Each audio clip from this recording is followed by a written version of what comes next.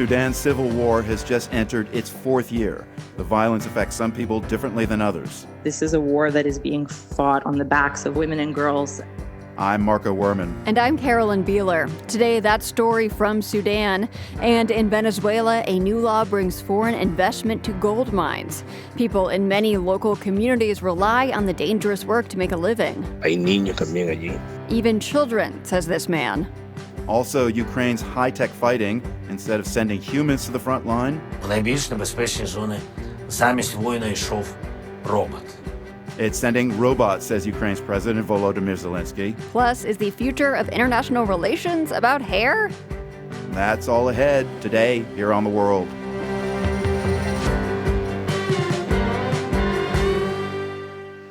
This is The World. I'm Carolyn Beeler. And I'm Marco Werman. Thank you for being here.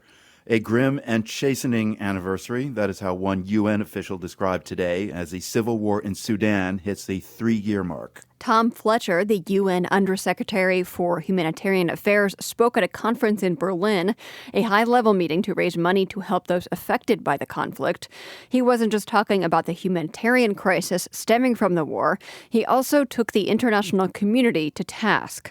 We must ask ourselves which statements were given a year ago that are similar to today's statements, and which statements do we risk giving in one more year, which are similar to today's. We will look shortly at the situation on the ground in Sudan, but we begin with a closer look at what is behind the conflict. Alex Duvall directs the World Peace Foundation at Tufts University's Fletcher School of Law and Diplomacy. I asked him to remind us what started this war. So the immediate trigger was that there are two generals in Sudan. General Abdel Fattah al-Burhan, head of the Sudan Armed Forces, the regular army, and General Mohammed Hamdan Dagalo, who's known as Hemeti, head of a paramilitary known as the Rapid Support Forces that grew out of the Janjaweed militia, notorious for genocidal massacre in Darfur some 20 years ago. And the two had mounted a coup together. They were partners in crime. They overthrew a civilian government that was on track to hold elections and bring democracy to Sudan. But the two men fell out, and they fell out primarily over who would control the army.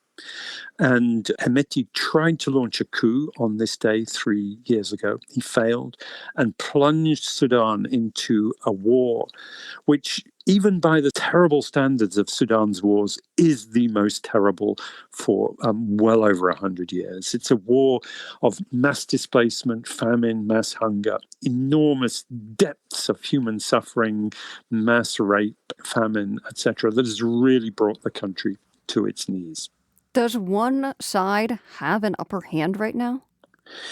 Depending on which week we are in, one side has the upper hand. One side may be taking territory, shooting its drones and destroying a military convoy of the other, or capturing a garrison after having starved its inhabitants to the point of death.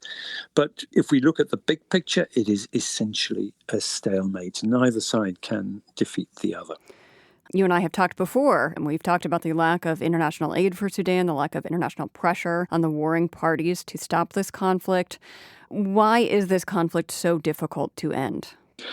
Well, there's a lot of polarization within Sudan itself, which gets deeper and deeper the longer the war goes on, the more atrocities there are. But a particular factor here is that there are regional powers arming either side.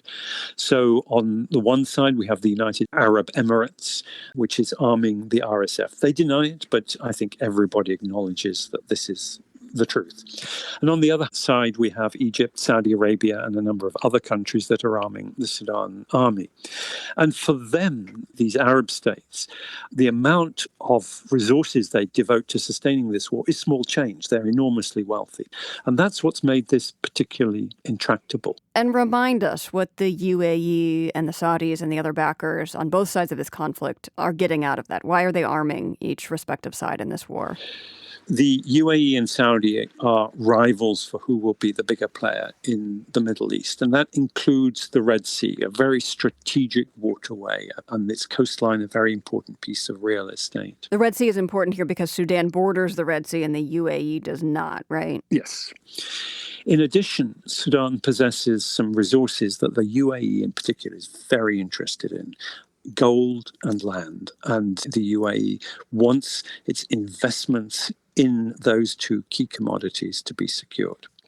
Now, there have been efforts to try and close the gap between particularly the Saudis and the Emiratis by the United States, by Secretary of State Marco Rubio over the last year, on the grounds that if these two countries can agree not to fuel the war, then that's the beginning. And that certainly is, in principle, a good way of approaching it. It hasn't worked. And we will know today whether the latest effort is making progress. All those countries are meeting in Berlin, in Germany, to try and agree an aid package, a humanitarian truce, and the beginning of a political process. That conference in Berlin that you mentioned, it does not include either of the warring parties here. Can you explain the rationale there? Is it because these international actors are really the power behind those forces? That's absolutely correct. So the rationale was that if you try and bring both of the warring parties, one will object to the presence of the other. The big question now is, with all the disruption that's going on in the Middle East, with all the uncertainty, with the Saudis and the Emiratis facing the threat from Iran, facing the question of, do we any longer trust the United States to look after our interests? Will they come to the table to agree between themselves? Or will they be distracted by these other, for them, much bigger questions and simply not turn their attention to solving the Sudan disaster? Alex Duvall is executive director of the World Peace Foundation at the Fletcher School. Now let's zero in on one aspect of life on the ground in Sudan, especially for women and girls: prevalent sexual violence. Stephanie Hoffman, based in Khartoum, oversees pediatric clinics for Doctors Without Borders. She told me sexual assault is being used to control people in this conflict. It's really become a defining feature of this war, and we're talking about severe brutality, including gang rape, abductions, violence at gunpoint, often in front of their families. So in 2025, we treated more than 4,000 victims of sexual violence in all of Sudan. And in Tawila, as we were talking about before, in 1 month alone, we had more than 730 cases. So this is extremely widespread. And what we're seeing is only the tip of the iceberg. A lot of the cases are underreported, often because there's a lack of services available, but there's also an enormous stigma associated with sexual violence. So probably few women who experience this are actually coming to get health care. Absolutely, yeah. Because they're scared of the consequences if they do seek healthcare. And a lot of the time, healthcare is not available to them. It's not in every town that you can find a facility that is offering comprehensive sexual violence care. Are both sides in this conflict perpetrating this sexual violence? Yes, both sides of this conflict are perpetrating sexual violence. And based on the patients that we've had and reports that we've seen from other organizations, 60 to 90% of these sexual violence acts are being carried out by armed actors. This sexual violence is widespread. Are there pockets where it is safe for women and girls right now in Sudan?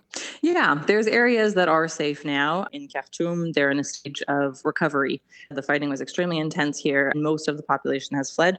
So there are areas of the country that had fighting previously, but the front lines are constantly changing. And throughout the past 3 years, the entire country has been affected. There's been no part of the country that has been spared in this war. You know, it strikes me that it must be terrifying to be anyone on the front lines of this conflict, but maybe particularly women and girls. Do you have a sense of what it is like living with this on the ground right now in areas of active conflict? I can't really put myself in the shoes of a Sudanese woman, but based on the patients we've seen and our Sudanese colleagues, I think that every single woman in Sudan is aware that at any point they theoretically could be a victim of sexual violence. This is a war that is being fought on the backs of women and girls. And as we've talked about, the cases that we've seen coming into our clinics are some of the worst cases that you could possibly imagine, things that most of the world could not imagine. Really heinous violence is being committed by both warring parties here, both the RSF militia and the Sudanese armed forces working for the government. With MSF, you are working with the government, which is in control of Khartoum right now. How do you navigate working alongside one of the warring parties to try to provide health care to victims of both sides of this conflict? Everywhere that we work in the world, we have to collaborate in some way with the authorities that are in place, whether these are official governments, whether these are alternative forces, whether these are armed forces, rebel groups. We don't have a choice but to collaborate in some sense in order to be able to carry out our activities successfully. If we weren't open and transparent about our activities, we wouldn't be able to have access to the population, which is the most important thing for us, is that we can have direct access to the population being affected by the conflict. So we are a completely independent organization, a transparent organization, and this allows us to intervene in some of these areas that are the most heavily hit by the conflict. That was Stephanie Hoffman from Doctors Without Borders in Khartoum.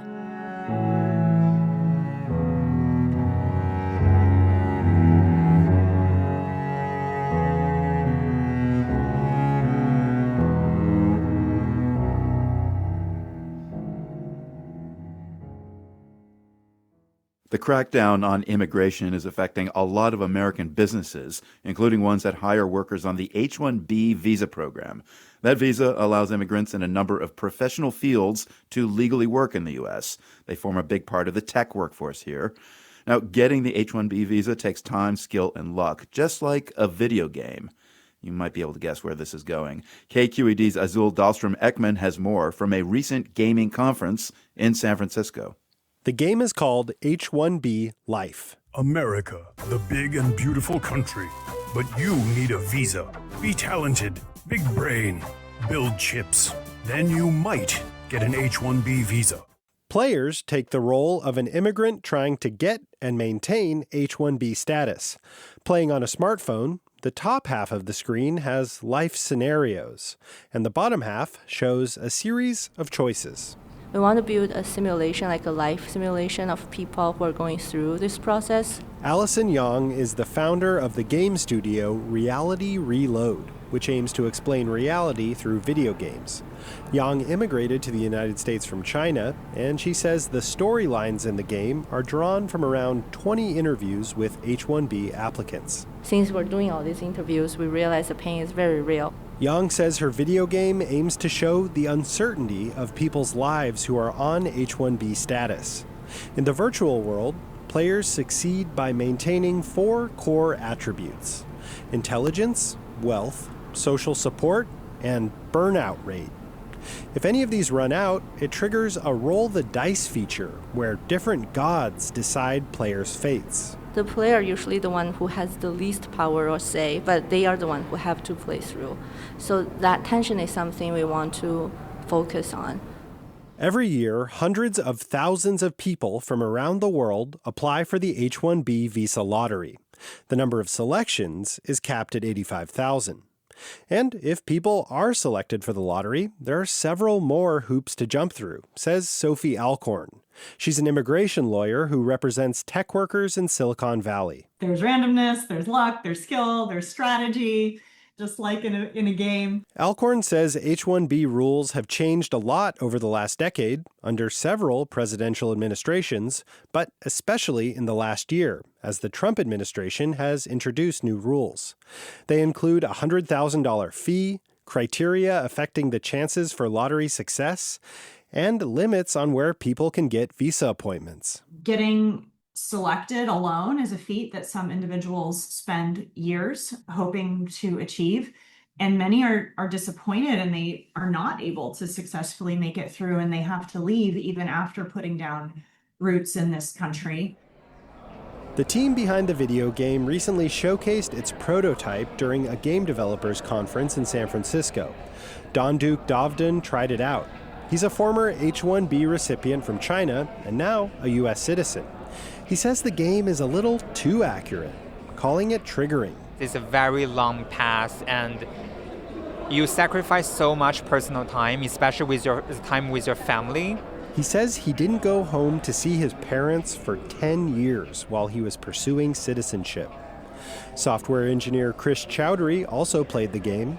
He immigrated to San Francisco from Canada on a different work visa and says what the game does get right is the way it depicts immigration status as a series of choices. When I meet other folks who are on a visa, it's like one of the first things people talk about, right? Because it kind of weighs into a lot of your other decisions. Reality Reload, the creators of H-1B Life, plans to add more real-life stories to the game in upcoming updates.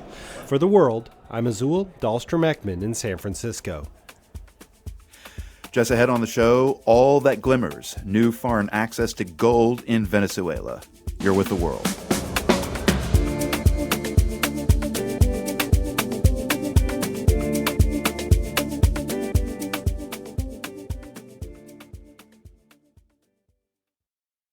This is The World. I'm Marco Werman. Venezuela has already passed new laws to open its oil sector to foreign investment after decades of tight state control. Now it's doing the same with mining. As part of Venezuela's engagement with the Trump administration, the government in Caracas approved a sweeping law to allow foreign investors to develop mining projects. But mining in Venezuela already has ties to armed groups, illegal activity, and environmental damage. As we hear from The World's Tibisay Zaya, it's not clear if the new law will change how the industry actually works. To understand what's at stake, we need to look at southern Venezuela, a vast region known as the Orinoco Mining Arc. It covers about 12% of the country, an area roughly the size of Pennsylvania. Much of it is protected rainforest, home to indigenous communities and some of the most biodiverse ecosystems in the world, and major rivers, crucial to provide electricity. The Orinoco and the Caroni rivers are some of the most voluminous rivers in South America and in the world. That's Cristina Fulmer, founder of the nonprofit SOS Orinoco. In 2018, she began investigating reports of illegal mining inside Canaima National Park, a UNESCO World Heritage Site home to the famous Angel Falls.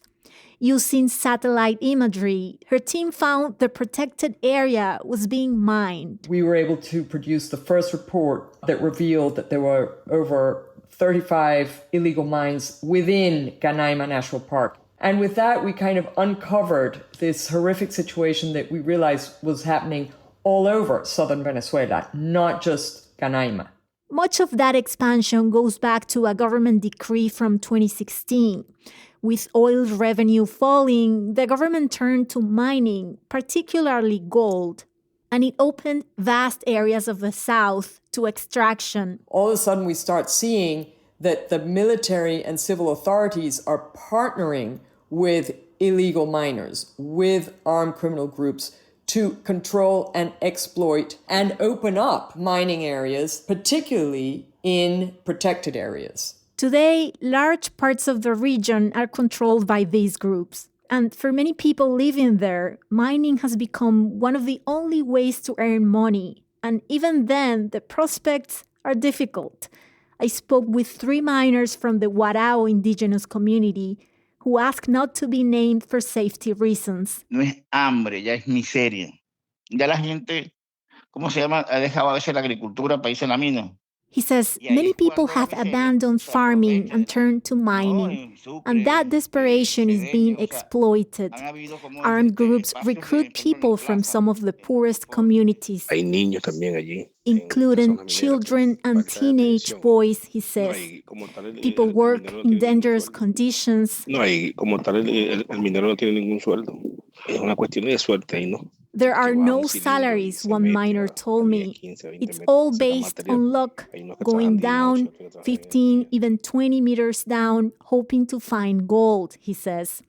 Some work day and night, and most don't get to keep what they find. Dentro de las mismas comunidades hay mucho dengue, mucho paludismo, mucha gripe y falta de atención. Miners described outbreaks of malaria, dengue fever, and other tropical diseases with little access to health care. The miner says women are sold to gang leaders and forced to do sex work. Fulmer's group SOS Orinoco has also documented similar abuses. Mining is also contaminating rivers and food sources. Hay una situación de alarma con el tema del mercurio, o sea, el mercurio. Mercury, which is widely used to extract gold, spreads through water and fish that is consumed by animals and humans, and it can cause serious neurological damage, especially in children. The government says opening mining to foreign companies will bring order, oversight, and jobs. And some miners hope that too. Las expectativas también es que como van a entrar empresas privadas, eso también es empleo. The expectation is that private companies could bring formal jobs, one of them told me. But some experts are skeptical. Mónica Martín, who leads Venezuela's main association of mining engineers, says the law does include some positive elements like clearer rules and oversight. En esas mejoras de seguridad, de algo de seguridad jurídica y reglas claras, hay aspectos positivos. But even when it looks good on paper, she says it doesn't address a deeper problem. Pues porque esta ley está hecha por las mismas personas que han estado durante 26 años en el gobierno. The law is being created and implemented by the same people and institutions that allowed illegal mining to expand in the first place. And that, she says, raises serious questions about whether regulations will be enforced, and if doing so will lead to armed conflict. The government is hoping to attract foreign companies, especially American ones, but it's not clear how many are willing to take the risk. We haven't seen any big mining companies actually come in. I mean, it's hard to go in there and actually make it operational. Elias Ferrer runs Orinoco Research, a consultancy that advises investors on Venezuela. He's been organizing field trips to bring potential investors into the country. It's going to take a very long time for investors to actually make their way in, and there's a bit of like a wait and see of how these new laws are going to be applied in practice. The companies most likely to move first, he says, are those that already have some experience in Venezuela or those that are more risk tolerant. And many of them, he says, are not in the United States. For The World, I'm Tibisay Sea, Mexico City.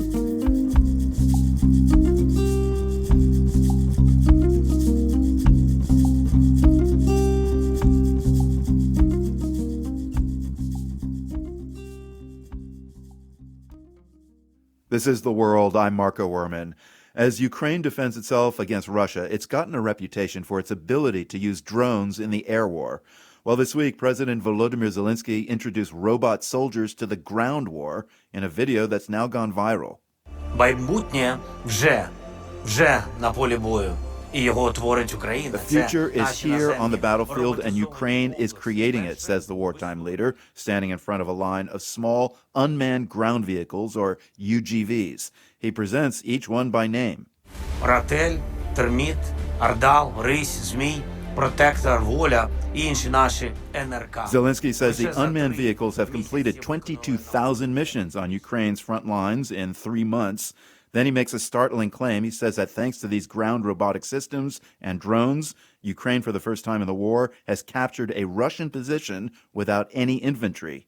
To find out more, we reached out to Arthur Holland Michel. He's a writer and researches AI and emerging technologies. In Russia, Ukraine, there have been many, many cases of soldiers surrendering to aerial drones, which are, of course, much more common. But this is, of course, another step. Now we are seeing this proliferation of ground robots, which were very rare in the early years of the war and now are becoming rather common, if Zelensky's claims are to be believed.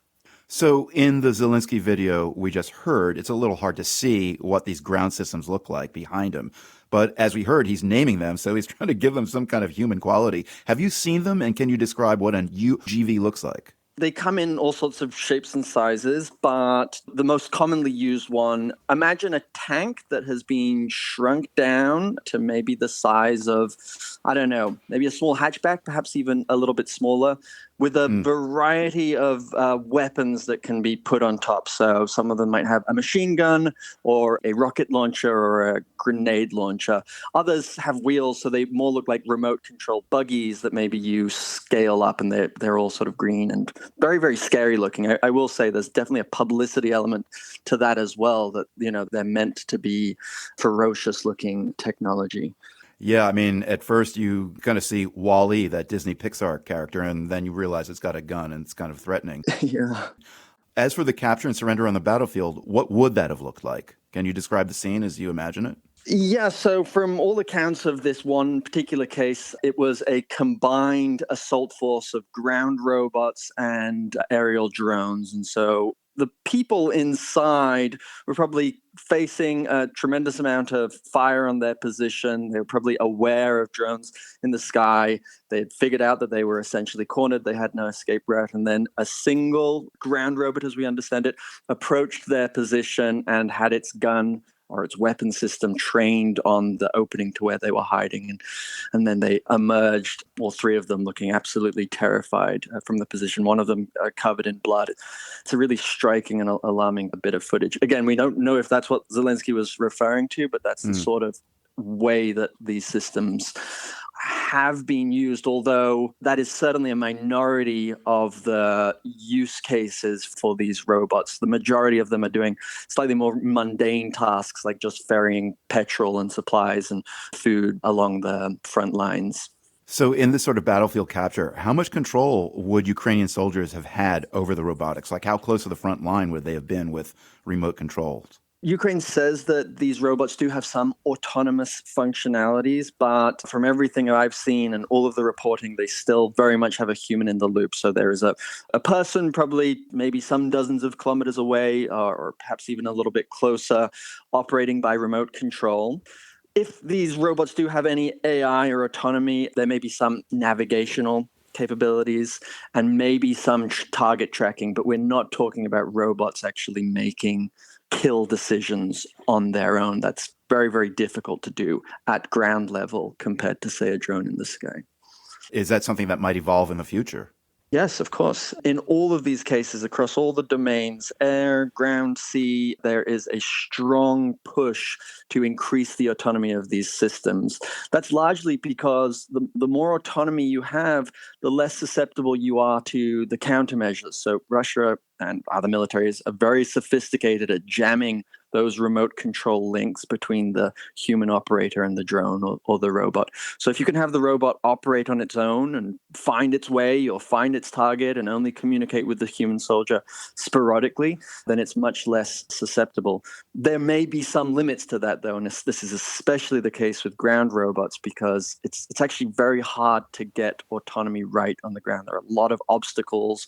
It's a more complex environment to have to navigate compared to an aerial drone where Ukraine and Russia are already using some pretty advanced autonomy where the drone will maybe fly the last 1 or 2 miles with barely any human input before striking their target. Of course, that's just clear air, and you're talking about challenges on the ground, like probably basic stuff like trees and gullies. And mud and snow and some barbed wire. I mean, these machines can be stumped by all manner of obstacles. And that gets to this other point, which is for every measure in war, there is a very quick countermeasure. And so whenever something like this happens, there will be a response from Russia and vice versa.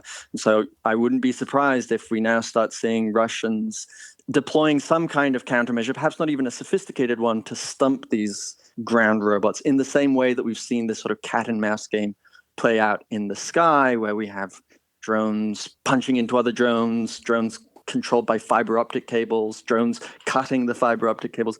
It is all happening in this very, very rapid and alarming cycle that doesn't really have a fixed endpoint. We don't really know where it's going. Well, we'll have to see what Russia responds with. But I mean, just the announcement and development of this news. We know Putin is struggling to keep fresh soldiers involved in the war, and it now seems Ukrainian robots are able to beat Russian soldiers on the battlefield. What does this mean for Russian morale right now? Ukraine has proven itself to be absolutely masterful at leveraging its technological prowess for publicity coups. This goes to, everything from using small, cheap drone boats to take out a chunk of the Russian Black Sea Fleet to all these videos of people being hunted down by drones. And now this is sort of another prong in that trident of drone-based publicity. I will say, though, that Russia has a fairly sophisticated ground program of its own, and it is expanding it very rapidly, and it is probably hoping to achieve a similar effect on its own side, which wouldn't be surprising because it's matched many of Ukraine's capabilities in other domains over the course of the war. I'm speaking with technology writer Arthur Holland-Michel about what looks like a historic shift in how wars are fought on the front line. We've been hearing a lot about Ukraine's advances in drone warfare, and you just mentioned Russia's own advances. But how far out front is either country when it comes to ground robotic systems? Many countries have been developing ground robots for a very, very long time. But when you develop a new technology, you don't know if it works until you've actually deployed it in the heat of battle, which obviously not every country can do. And so that allows you to iterate in a way that you just can't, in the lab in a peacetime scenario. So in that regard, Ukraine and Russia have probably learned some very, very valuable lessons for how to make these robots work and how to deploy them at scale and how to build them quickly. That definitely puts them out in front, even though there are, of course, big major militaries in Europe, the United States, China, that have ground robot programs of their own, but they just haven't proven themselves yet. Well, none other than former CIA Director General David Petraeus recently said Ukraine is on track to become the most important military-industrial complex in the free world. Does that sound right to you? If you narrow that down to drones, then yes, nobody is matching the drone production capacity of Ukraine right now. They produced several million last year. They're on track to produce about double that, so anywhere from sort of 6 to 7 million this year. Nobody's getting anywhere close to those numbers. Yeah, elaborate on that a bit, because Ukraine has recently made lucrative robotic deals with the Mideast, right? Yes, indeed. We're talking about multi-billion-dollar deals, some of them, I think, lasting as long as 10 years. I think the years ahead will prove to be very, very lucrative for the Ukrainian drone industry moving forward.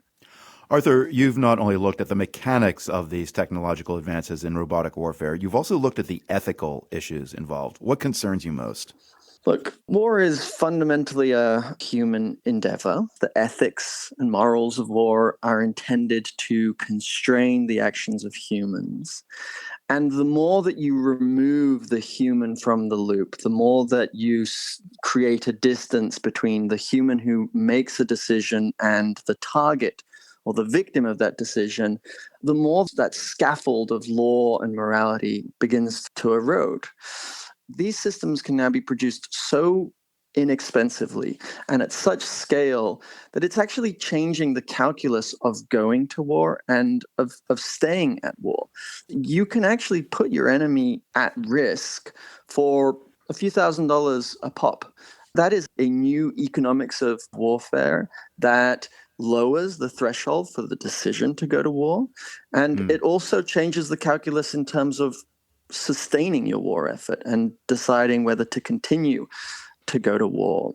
So it's not going to give us a more peaceful geopolitical environment. In fact, my sense is it will do quite the opposite. And of course, it's tremendously problematic. That's something we really need to think about. So if these methods of waging war prove effective in the long run, how quickly do you think this robotic technology is likely to spread? Incredibly quickly. We're now seeing a step function. We're now seeing countries across the board announcing that they have plans in the next couple of years to produce not hundreds of drones or even thousands of drones, but tens of thousands and hundreds of thousands. So it's pretty grim to say it, but the floodgates really do seem to be open. The barrier to entry is essentially non-existent. None of the components are particularly hard to get one's hands on. None of the manufacturing techniques are particularly sophisticated or difficult to master. And for any military that has some amount of resources, you can produce a tremendous amount of material in not a very long amount of time. You don't even have to build a significant industrial base. Countries getting these, and what about non-state actors? Does that worry you? Absolutely. If anything, non-state actors are some of the pioneers in low-cost homemade or DIY drone technologies. So in a not so funny way, we've actually seen a trickle up of those techniques into militaries. But now I think we'll see the cycle repeat where there'll be a trickle down and yeah, we will see non-state groups using these systems to sow terror, achieve all the goals that one can achieve with, other traditional weapon systems, but on perhaps a vaster scale or with greater range, or with more of a publicity element, which is, of course, always a consideration as well. Arthur, do you see any efforts to rein in or establish some guardrails for some of this technology?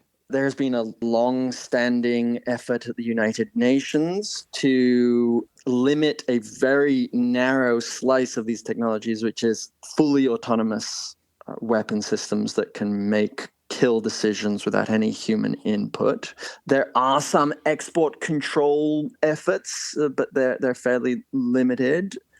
There's not a lot on the horizon that's going to pull it back, but that calculus could change very quickly. I mean, all it takes is one, mass harm incident to occur in a place where regulations can be spurred along, and that might change. But it's also very difficult just because of how accessible these technologies are. So it's hard to control. Arthur Holland-Michel is a writer who researches AI and emerging technologies.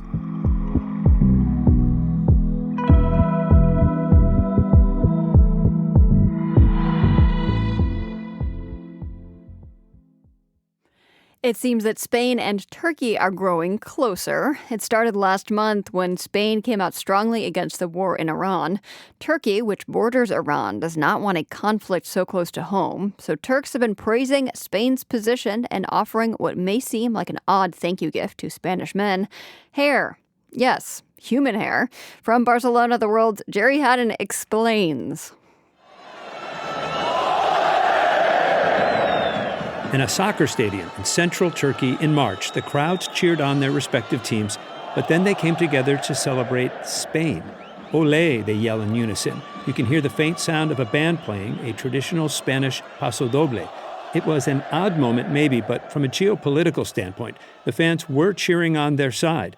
Spain, like Turkey, opposes Israel and the U.S.'s war on Iran.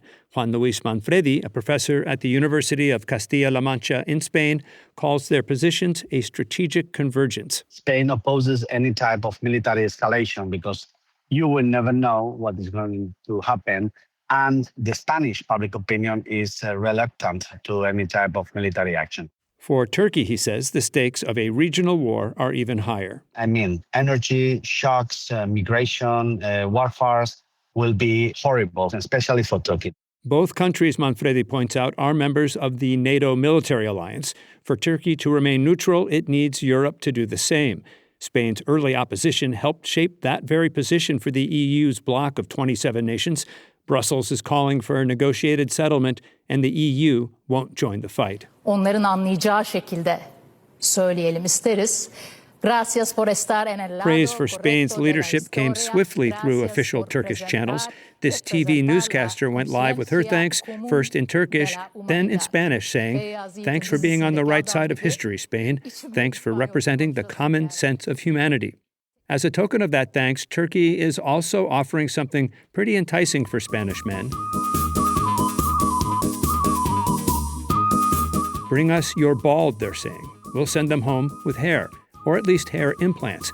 This ad from a company called Turkish Hair Center offers 60% discounts for Spaniards, wavy locks as a way of saying thanks. And they mean it. In the airport in Istanbul, there's a big video poster showing a bald guy. When he passes his hands over his head, hair magically appears, along with a big smile. Also appearing in airports, droves of Spanish men, their pates shining under the bright lights. When they leave... No. Well, one person on YouTube found it funny. On an airport escalator are at least 5 men with partially bandaged heads, their scalps red from the treatment and dotted with newly transplanted hairs of hope. And it isn't just Spaniards coming. Hair implants are a huge business in Turkey, generating some $2 billion a year. Last year, 1 million men came for the procedure. People have started calling Turkish airlines Turkish hairlines, and the gags keep coming. In this TikTok sketch from the Irish Daily, a skeptical customs agent studies a guy's passport. In his photo, he's bald. That looks nothing like you, mate. Where is it you're coming back for? Turkey. When you finally see the man, he's got more hair than the three Bee Gees brothers combined. Fair enough, says the agent, waving him through. But no one's suggesting the war in Iran isn't a serious matter. Juan Luis Manfredi says Spain's Pedro Sanchez will surely continue to speak out. Internationally, Pedro Sanchez is looking for a progressive countervoice with a Western branch, if you want. And Turkey is supporting that idea. It's good for Turkey to have this countervoice, which is not coming from Merz, Germany. It's not coming from Macron. Emmanuel Macron is France's president. So for the time being, Spain and Turkey will support each other. And online, we'll likely see even more memes of Spaniards transformed from Mr. Clean into George Clooney. For The World, I'm Jerry Haddon, Barcelona.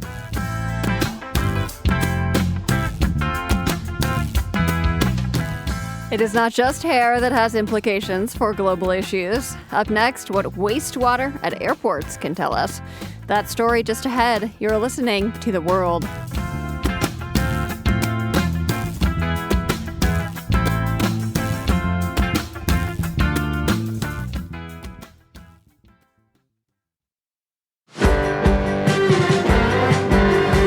This is The World. I'm Carolyn Beeler. As spring emerges in the Northern Hemisphere, we leave behind the winter flu season. But there are always viruses that we humans are good at passing to one another, including new variants of COVID. About a year ago, I went to the airport, not to get on a plane, but for science. During the height of the COVID pandemic, testing wastewater was a fairly new way to track the spread of the virus. Since then, that kind of testing has expanded around the globe, including testing wastewater from airplanes at select sentinel sites strategically located across the globe. The idea is that this could help detect new pathogens faster. Alessandro Vespignani is a professor at Northeastern University working on this here in Boston. I met up with him on location to hear how it works. We are here at Boston's International Airport. We're standing near the TSA security line where people are going through, about to get on their airplanes. Tell me why you think planes that land at a place like this have an advantage for identifying the spread of viruses early. Well, we, the people, are the spreader of diseases. We are also the carrier of disease. And so if you go back with your memory to the early days of COVID-19, one of the problems is that we thought, okay, we don't have people coming from China because we closed the border. There is no travel from there, while instead the cases and the infections were flying into the U.S. from many other countries, and there were a lot of undetected spreading. So we want really to not be blindsided the next time, and we want to have a way to anticipate when a pathogen is introduced in a country. And the introduction points are airports. This is where millions of people that can carry diseases can get into the country. So tell me how this works. A plane lands here, as they're doing, every few minutes. Then what happens so you can understand what's going on with the wastewater there? Think about an infected person with a pathogen that boards a plane. During the flight, that person goes to the bathroom and leaves a trace of the pathogen in the sewer of the plane. When the plane lands, somebody is going to take a sample of the sewage water that then is discharged and cleaned from the airplane and then sent to a lab. This lab does genomic screening and can get all the list of pathogens that are in that sample and eventually signal the introduction of something that is a threat. When you have a hit, at that point you can say, look, on this flight or at this airport, we got the introduction of that pathogen. Now, other sentinels across the world do the same work. And if you see different hits in different sentinel airports, you can start to triangulate, identify where the virus or pathogen, general pathogens comes from, and the characteristic of that pathogen. So why airplanes specifically, the wastewater from airplanes and not airports or another physical location? In an airplane, you can identify not just that the pathogen is coming into the country, but also, okay, from which route. You can go back and test the sample that you have accumulated in time, and eventually, if there is something completely new, understand when it got first in the country. The best way to envision this approach is to have international collaborations. How has wastewater monitoring for viruses evolved since the early days of the pandemic? Has it become more widespread? And are countries monitoring for other things besides COVID? Well, it was not used that much before COVID. Instead, COVID was a kind of battleground testing of those technologies that worked in the end. And so environmental wastewater is now used in several countries to monitor the prevalence and incidence of the disease. And it has been tested, the generalization to other pathogens like the flu and other possible threats, health threats to the population. I imagine wastewater testing is expensive. Is there a concern about there being a budget for this kind of thing, for the expansion of this into a real program, or cuts to existing wastewater surveillance that the CDC is already doing? These are expensive programs scientifically, but this is like buying your insurance toward another pandemic event. And believe me, these are little fraction in terms of what we spend for many, many other things. So this is a very good investment if we want to have a country that is better prepared, monitoring, and better aware of all the possible pathogen threats across the world. We want to have monitoring systems that are timely, ready, and can tell us, okay, there is a situation, and we can have actionable insight on what to do. Are we not there yet? Have we not learned that lesson from the pandemic? The CDC is building the equivalent of a national weather forecast for pathogens to try to have reliable forecast and outlook on what could be the health threats for our country. But there is need of political will, there is need of resources, there is need of the population buying into the idea, and so we need to be prepared.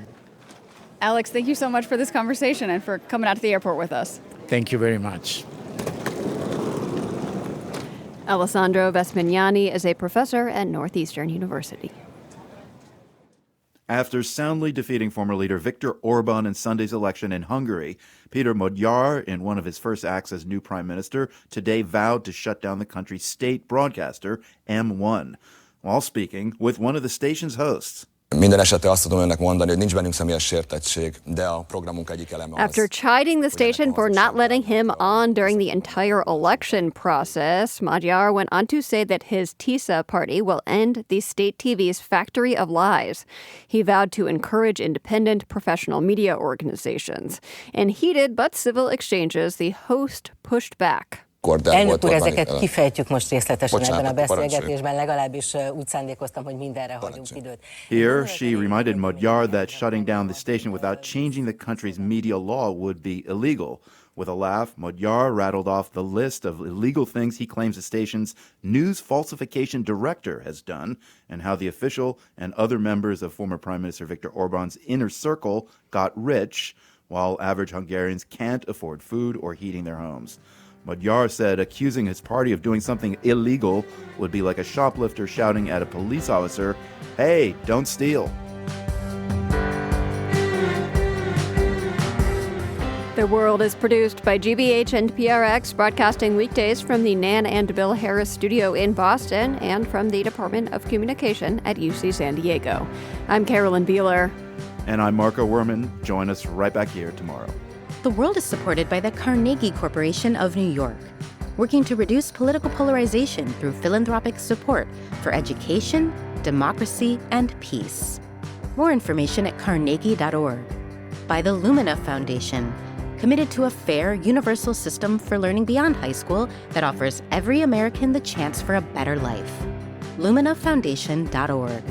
By the PRX Ambassador Council, whose members include Renee Vacchio Albi, Roman Mars, the Kelson Foundation, and the Ken and Lucy Lehman family. The World's theme music is composed by Ned Porter. The World is a co-production of GBH Boston and PRX.